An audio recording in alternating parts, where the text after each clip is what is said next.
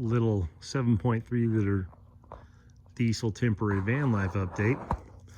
Took those ugly hubs off the van.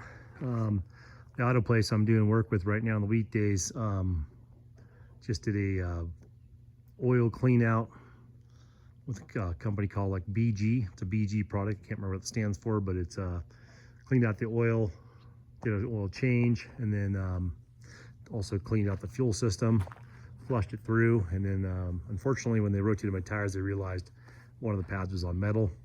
I just thought some birds were following me down the street. The last couple of days I was driving it, I'd hear like crickets or sound like birds chirping. I'm like, man, these birds are everywhere. I realized it was just because there was walls and it was my rear driver's side rotor and brake pad just kind of screeching at me. So anyway, so brand new brake rotors and pads on the back, a fresh oil change and service. Went in and blacked out the rims. I just spray painted them. We didn't get fancy. That's not even like plastic dip, that's just straight up spray paint. So I'm not really worried. I got some badass rims gonna go on this thing. Still got the platform in here, haven't painted that yet. Haven't finished this setup, haven't really modified it. This has been working out really good. But what I'm gonna do here coming up soon is start with a 4x8 sheet of plywood like I have down here. Probably real plywood. I don't think I'm gonna go with OSB. This is kind of a temporary tryout run. I'm gonna go the full length of the 4x8 sheet all the way out. And then on the sides over there, I'm gonna fab it out a little farther so it actually touches the sidewall of the van. So I have a little platform over there. So on both sides of the bed, off room to set things on there. If I want to put my hat over there or things, you know, just my flashlight, my gun, shit like that at nighttime when I'm sleeping. So I'll have a full 4x8 sheet here, not be losing this section here that I originally set up for my mountain bike. That just isn't gonna work. Excuse me, that's disgusting.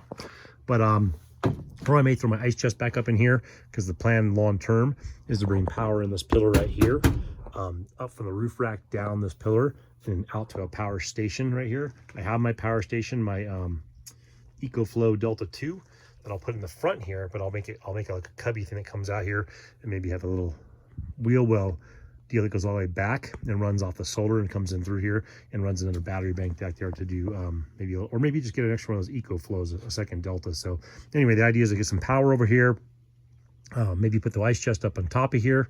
Maybe not the best idea height wise, I'm not really sure. I'll have to figure that out, and then make the big bed platform wider. But yeah, so far so good. We probably got about 25 nights of a temporary van life out of this setup right now.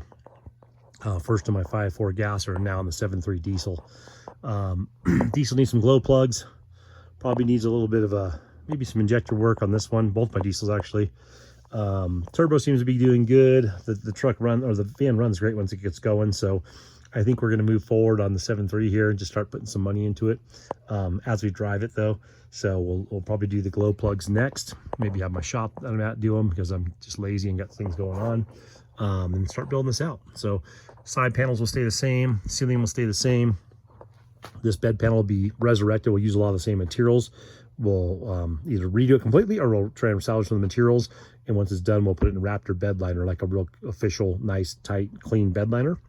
We'll get the van, the bed rug for this thing, the Van Tread bed rug.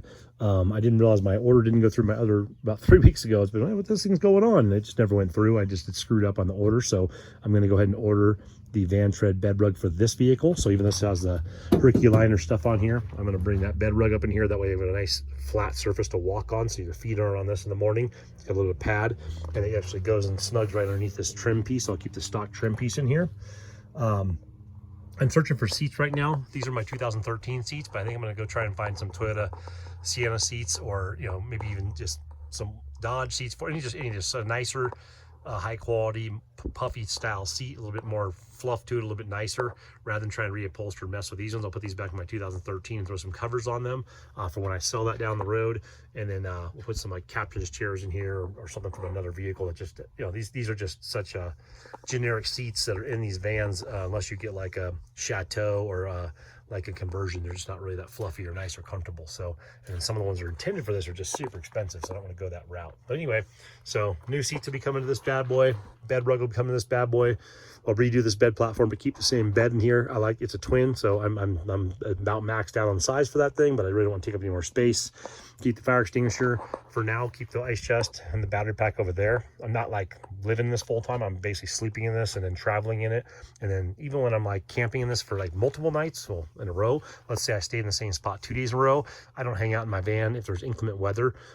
Once I throw my rack back on top of here, on this one, I have a full-length ARB badass awning. I have a privacy shelter for the other side, so I'll get all that stuff probably thrown on here either today or next week before I head back out of town. But yeah, rally rim sprayed painted. We're gonna be lifting this thing real soon. So talked to Larry last week, ordered Action Man over in San Clemente. Guy's a super rad dude, knows his stuff really well, has a cool kit that's very affordable. So this will be getting a 6-inch lift. It'll either be getting the rims and tires temporarily off my Blue Beast van, or it'll get the black Rhino rims I have sitting with the Falcon Wild Peak all-terrains maybe on this bad boy. We'll do a 2-inch spacer or 1.5-inch spacer, whatever he suggests in the back. So if you don't do a spacer and you have big tires, you get that rub right there. If you see that, so that means we've been going off-road a little bit. I haven't been pounding this thing, just going to access places, but you know, tweaking through the off-road, having this tire so close to the typical mounting spot. I mean, I'm not a big fan of spacers, but having it like that allows this thing to articulate and then hit there. So the tires I'm going to put on here are the same height and size of these actually, but just a more square profile. So I'm going to want a little bit more gap back there. You get 6 inches of lift, so it won't be there. It'll be more like down here, but I don't want to be damaging the body side or damaging the tires. So, but yeah, we're gonna be working on some cutouts for the wall, these doors.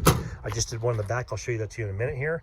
We'll be working out some cutouts on both of these doors to have storage in here and have areas to eat off of. Cook in the back, pull this out, set my drink there, eat off of there, have my awning out, my lights out. So that's kind of the concept. I'm gonna get rid of these industrial locks and do some body work to clean those up. Got one back here too. This is an actual shut off to shut the whole vehicle off. Or if you have a fleet of these things, you would shut that off at nighttime so no one could steal your fleet. This was a plumbing van, actually, believe it or not, back in the day, and pretty clean for a plumbing van. Here's a bed set up from the back. We're gutted right now. I'm getting ready to load it up for the week. This whole area in the back, eventually this entire vehicle will get Raptor line. Probably going to go with like a Tacoma tan, like that desert tan that you see on the Toyota Tacomas. So I'll be doing the jams as well. That's why I'm not super worried how ugly this is right now. I'll come right up to the edge where my brother sprayed this originally when he had it for a while with a tan, and keep the black on the floor. Keep the gray inside here. Gray doesn't go very well with tan, but I don't care. These will all be sprayed with a tan. All these GMs right here be sprayed with a tan, so they have a nice look. But what I'm sharing with you right here is I took this out of my 2013 van, this shelf here, and I mocked up just a door panel with just regular plywood.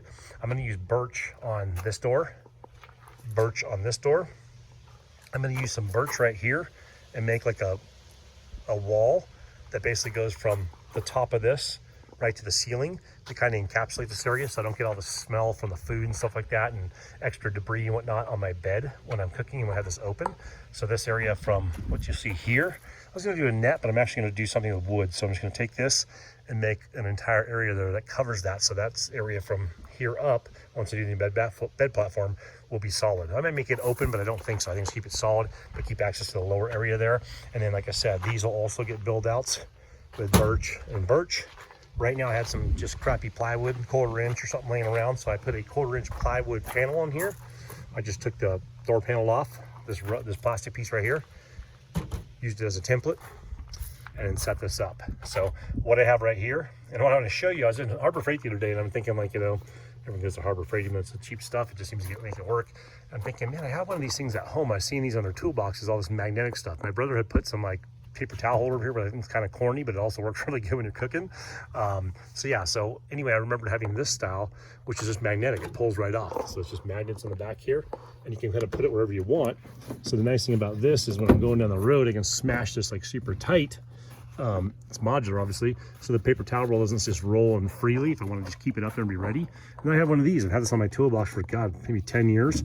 One of those US General toolboxes. Once again, just magnets, a little taped in there because I took the plastic off there. I need to re-adhere it, but just magnets on the back. And it's for holding, you know, screwdrivers right here, stuff when you're working on stuff on your toolbox. But I thought, well, why not put it up here? And there's your spices. So when you're cooking, throw your spices, your whatever you got. If you got Crisco, or hand spray or something like that. Utensils wise, I could probably do some hooks over here and hang things off here if I really want to get fancy and all Instagram worthy, I guess, for some duck lip pictures. But in general, I just thought, well, this stuff's really easy and it's modular. You can take it out. I have 3 vans, so if I want to go camp in my other van, I can take this whole setup out of there. This is an old cutting board I had from a rigged supply tire carrier, so I just transferred over from my 13 to this van. So boom, that's pretty awesome. So looks crooked right now, it probably is. So like, I think I'm a little low. Anyway, we'll go camp and figure that out, worst case scenario. So this is a template right now. This will not be the final piece. I'll use birch to make it nice and clean. That's a natural cavity you have in the door. All these doors have that. So what I'll probably do is put some kill mats in here, some of that butyl tape insulator sound deadening stuff on there to kind of sound deaden this area. Make sure all these cables are in good shape because they fall apart a lot before I get too crazy. And then what I'll do is I'll box this out on my final plan to go back straight or to dip down inside here, so you can use some of this area for storage. So a lot of people do that. It's nothing original. I'm just saying I want to dedicate kind of that door to cooking. So paper towels, area to hold spices and crap that I'm using, maybe utensils I can do, like I said, some little carabiners off of here to hang my utensils by the end of them just while I'm getting at them, so I don't have to keep digging around. Usually when I cook, I just pull out one of my little plastic totes. I pull out the 4 things I need and I start cooking. Man, that is crooked. Glad you guys noticed. Anyway, we're down over here, but I think this is actually warped too. So that's probably, I've had that thing for like 10 years. So I've had a couple of those rig supplies, and that came with the first one, but I didn't use it because I got the plastic, or whatever the plastic cutting board, those upgrades. So I'd never even used that. So I think it's just got a little warp to it, and I think I trued off this line and didn't realize how bad the back corner is. But anyway, so we'll just be cooking eggs a little bit faster on this side than that side this week. But yes, I think I'm going to kind of build that out or trim it. I'll use birch wood. I might use the same piece if I can get it to straighten out, or just deal with the crookedness, or I'll just do something different. But yeah, I just thought these were kind of interesting, and these ones are kind of neat. I can almost fit this in that cavity. It almost fits in there. I mean, it would fit in there if depending on how your setup is, but it doesn't clear the door, so it wouldn't be able to. You can close it. So yeah, if you made your own door panels out of plywood and just wanted to put like some temporary shells in there, that could actually work pretty good. I mean, it's not filling the whole cavity, but just easy for people that don't know how to DIY or don't have the tools to do some cutting. But anyway, these are Harbor Freight. So where the US General Tools boxes are, they have paper towel holders, tissue holders, rubber glove holders, tool holders and tool trays. So yeah, some kind of cool stuff. All these things are like $10, $12, I think. They're not too expensive. I'm gonna probably do like a flashlight holder back here. So I want this door will be all cooking, and then this door will probably be more like accessible nighttime things, like maybe a bin up here I can keep my headlight things I put on my head, my flashlights, and then maybe a flashlight holder, axe holder, just keep some of that stuff on the back door would be kind of cool. And I thought with this one, once I close this up, I'm gonna say once again, this is super basic. We're talking about a couple of eyelets, some paracord. I was looking for some chain I had, and then Lane chimed in on YouTube and said just use some paracord, and I was like, that makes a lot more sense. Paracord is readily available, and I couldn't find my damn chain. But like I said, I'll do this in birch real nice.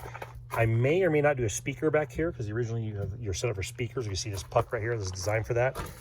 I really want to get a stereo head unit in this thing. I really want to get some decent speakers, because man, this thing sounds like shit going down the road. But also on this, so when you close this at nighttime, I got a little shelf, put my phone and stuff in there, so it actually kind of works out. And I got a paper towel if I want to wipe something down. So anyway, that might be the best thing up in my head. I can always put it up higher if I need to, or put it lower if I need to. But yeah, I just thought I'd share that these shells from Harbor Freight are all magnetic, and those paper towel holders and that stuff. And you don't have to go red, white, and blue. I'm not trying to get patriotic here. I'm gonna actually buy white ones. They have white, yellow, green, blue, red, and black. So I'll either do black to accent everything, or I'll do white to just blend everything. So I'm gonna go back there this week and just kind of see what else they have that's in this magnetic setup. And I'll see how this holds up going on the road. Worst case scenario, if it didn't hold up really well, you can always put like a little screw through there, or like an eyelet or something like that, and then take it off when you want to remove them. Well, you can't screw through there, you go through the damn wall, but I'm saying like down here, you could do something like that, or something to hold it in place. But anyway, just a thought. We'll see if those hold up. I guess I'll get you guys an update. If those things fly off, I'll cancel that idea. But yeah, just checking in. Hope everyone's getting outside, do a little camping. Some people asked me the other day if I had any advice for people starting in the van life. I only temporary van life. I've never done this full time. If you guys want to check out a channel of a friend I've met through YouTube, real good guy, him and his wife, guy named Roy. It's called Chico in the Van. Check out his channel. He does. He's been out there about a year and a half now. Was in Long Beach, did the city thing for a minute, and then he started doing, Arizona and I think Utah and California, just different desert areas and forest areas. And he's got a pretty real channel, man. That guy doesn't. He ain't doing duck lip selfies by the Starbucks, man. He's out there living the nomadic lifestyle, living the dream for some, and maybe the reality for others. But he's been about a year and a half in. So I mean, I can give you the best advice possible. Make sure you're financially savvy and know that you want to do this, whether it's by yourself or with a partner. If you're going to do van life full time, it's definitely a different lifestyle. If I was independently wealthy, I wouldn't have a mansion. I'd have this thing lifted in 4x4, completely built out with a high top on there so I could stand in there.